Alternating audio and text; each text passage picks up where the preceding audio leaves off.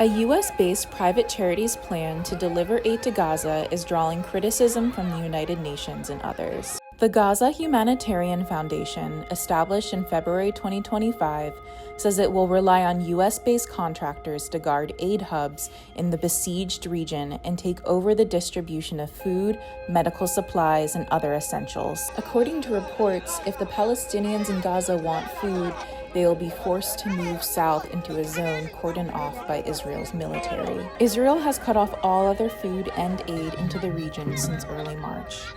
There's no public details on the foundation's funding, but according to plans seen by France 24 and others, it's expected to contract 2 US-based security firms, UG Solutions and SafeReach Solutions, operated by former CIA paramilitary chief Philip F. Riley.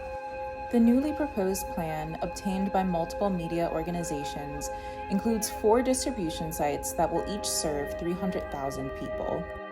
While the GHF says that the operations would eventually be scaled to serve 2 million people, there is not yet a set time frame. The UN deputy spokesperson told France 24 that supplies will move through tightly controlled corridors and food delivery would be monitored down to the last calorie and last grain of flour. The aid group would work within the confines set by Israel, a source told AP. Officials within the United Nations have expressed skepticism over the project due to potential risk and dangers civilians would face entering militarized zones. Further entrenches forced displacement for political and military purposes, and humanitarian aid should never be used as a bargaining chip.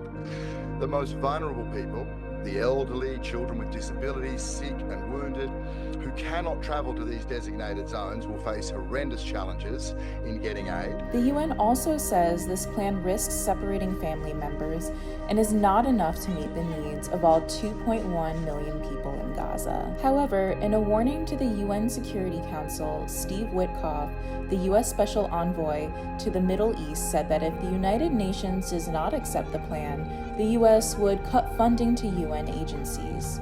The situation in Gaza continues to remain dire. The United Nations said that 240,000 metric tons of supplies and over 3,000 trucks of aid are stuck at the border crossing into Gaza.